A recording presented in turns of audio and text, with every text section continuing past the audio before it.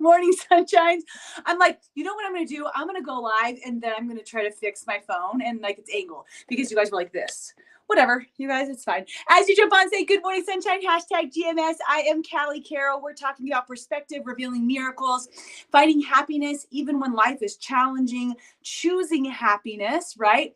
And an assortment of things there within, wherewithal, where, without, and in, whatever. We always start by saying good morning, sunshine. So drop in the comments, good morning, sunshine, or look at a friend and say, good morning, sunshine. Write to them right now. And they're going to think you're really weird because you have earbuds in and they don't know you're watching. That's fine. Then we share something we're grateful for. I love for everybody to participate in this. One thing you're grateful for. Maybe it's a pencil with an eraser, like pencils with erasers, really cool, right? Or the perfect mechanical pencil. I don't know. Maybe it's butterflies because you love what they symbolize. That could be me. Good morning, sunshine. Good morning, gal pal. I figured it out. That's Dean. I know that much. That's because you guys are in the Right Fit group. Okay. So anything that you're grateful for in this moment, I am extremely grateful for buttered noodles because currently my son, Whit and John, will pretty much only eat buttered noodles. We went and got Kerrygold so we could start to feed his brain since that's a major food group in our family currently. Okay, now we're going to talk about perspective, revealing miracles, and confrontation. And I think this is a very important conversation for 99% of us who avoid confrontation, who do not like confrontation.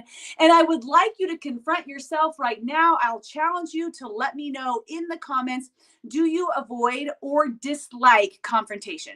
Because what human doesn't, right? There are a very few people that they thrive on confrontation. And often when they do, it is not coming from a positive emotional space. So why do we do it?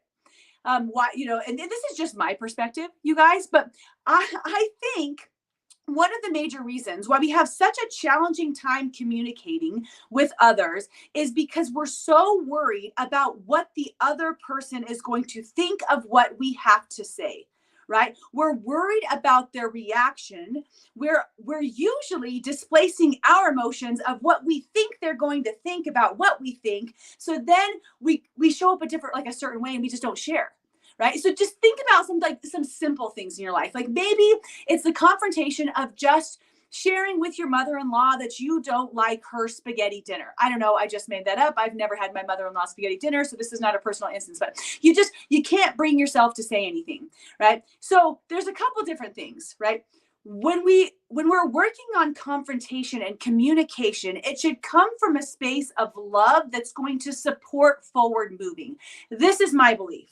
Right? So there's confrontation out of someone who wants to, like the first instance I was saying, maybe rile people up or get them emotionally charged, or literally you're trying to ruffle the feathers. That type of confrontation isn't really beneficial for any party. So I'm not going to go and be like, mother-in-law, your mother effing spaghetti sucks. Like that doesn't do any good for anyone. So you have to think about the issue that's at hand for you. And is the confrontation, is the situation, is the communication something that would benefit you to remove from your chest without harming or hurting the other person, right? So you have to see this like almost the payoff of having the conversation, right? So in that instance, I'm going to say, you know what? I'd probably be like, I'm actually just not a spaghetti fan. Love you so much. Thank you. But I'm just going to come for the company tonight. There's a really simple way of having confrontation without doing it from a space of hatred, but doing it from a space of love. Okay. So number one, there's that piece of it. But usually it's not about spaghetti dinner. Right? It's about something that you've been holding in. That person did something. There's some sort of instance in your life that you haven't just gone and had the conversation with them. And because of that, you're showing up differently in your life. And we've already talked about that. It's hurting you. You're the one who's like, now you're over here. You're pissed about it. You're resentful, like the fire's starting to bubble in your belly about it. So you're starting to show up a different way in other areas of your life. You're getting more and more aggravated. You're avoiding the person. Then maybe gossip starts because now you're talking to other people about how you don't want to have that conversation, and all of your lack of confrontation and communication is sucking your ever life. It's affecting you, not them. Okay. We've had that before, but why is that? Right? Because you're most likely worried about what is that person going to say when you let them know, hey, that's not how I saw it. That's not how I felt about the situation, or that's not what my beliefs are. Right? And because you're worried about what they're going to say, you just cower down. And that's not the right word, right? But like you retreat in safety mode where really it's not keeping any safe and it's not like anyone safe and it's not productive. So I have like just a super silly, like just whatever example, right? By the way, when stuff like this happens in your life, just where we're at, I don't know why, but like you start to realize life is too short not to communicate. I don't want to tiptoe around other people wondering how should I, like, how I should talk to them or how I should show up because I'm worried about how they're going to react to what I have to say. All I need to do is own and know what I feel internally to be true, what I believe, share what my beliefs are, and be okay when other people don't agree with that confrontation. That's one of the biggest pieces, right? If you can learn how to directly communicate and not allow yourself to get your feelings hurt when they don't agree with what you have to say, then things can run smoothly. But the challenge is that so many people's reactions are like, I truthfully believe a lot of us don't communicate because their reactions are so extreme that you're like, they're gonna go off the deep end if I tell them this, right? Maybe those are the people that you don't really need in your life as much anymore. Like, right. Maybe those are the people that are because of that, like handcuffed they're putting around you. Now you're not speaking your truth. And now they're holding you back because you're worried about how they're going to show up. Okay. So here's a silly example. My stepdad, he wants to order these glasses. So the other day he's like, "Hey, Cal, are these glasses blue?" And I'm like looking at the picture. I'm like, "Well, yeah, they're blue. Like right, they're blue. The lenses are blue. There's purple ones. There's gray ones. There's whatever." He's like, "But you think they're blue because there's like a light blue or a darker blue?" I'm like, "Yeah, they're blue. Like because these ones are light blue. Do you want light blue or do you want dark blue?" He's like, "Well, yeah. So you think that they're a blue lens?" I'm like, "Yeah, I think that they are. Whatever. Get them. Try them. They're $20 from Amazon." So whatever. No conversation. Then like 2 days later, he opens up the glasses. He's like, "Try these out. These are the ones you picked out." I'm like, "Oh, what? What are we talking about?" Right? So I tried in the glasses and I'm like, "These are really nice. Like for $20 glasses, these are great." And he looks at them and they're not, he wanted them to be blue to look through. He didn't communicate that in the first place, but he thinks he communicated that in the first place. And he's so angry. He's so frustrated that it's not blue to look through.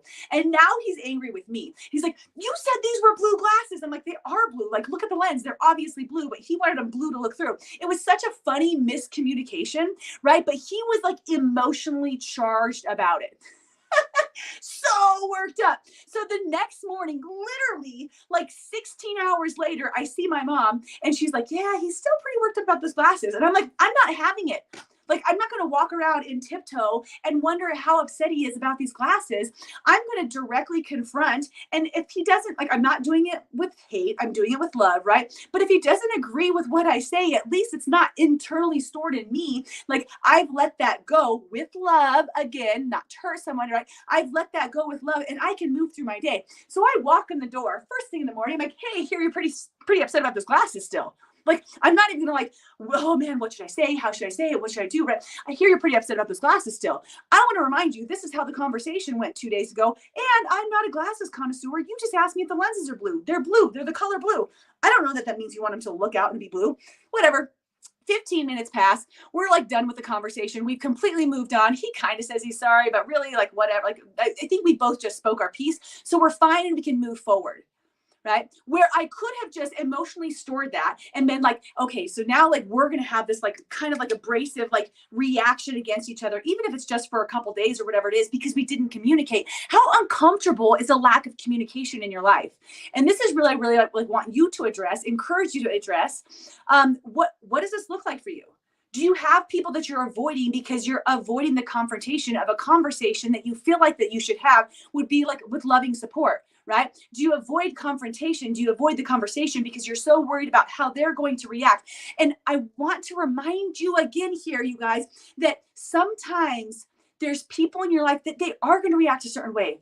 They're not as developed as you. They're not going to take deep breaths and see it from your side. They're not empathetic. Maybe like they're going to get upset, but it's not yours to carry. It's theirs to carry. And if you're not having the conversation, you're carrying their anger and your anger, and it's sucking the ever-loving life out of you, right? So I'm not a professional in this arena. This is from my own experience, but I would like to encourage you guys, if you feel like there's conversations you've been avoiding and it's turning you sour. I know it's turning you sour, right? There's certain things, love it. There's certain things and you don't even know, but you're like, it's getting under your skin a little bit. And now it's inhibiting your life, you guys. It's inhibiting your happiness. If you can address a couple of those situations and be like, you know what?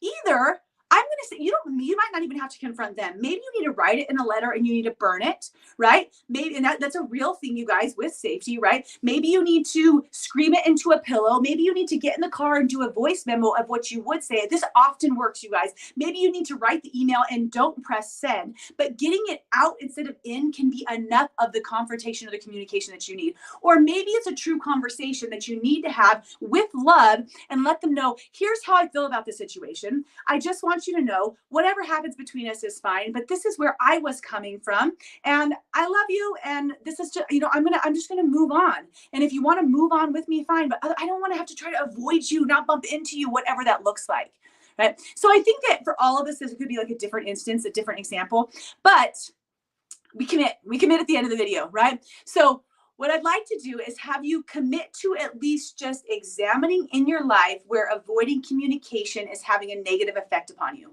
Examine your life where avoiding communication, even if it's not directly to them, just getting it out, right, is having a negative effect on your emotional space. Because if you can address that, maybe you'll be brave enough to take a deep breath and go over and have the conversation of love and say, you know what?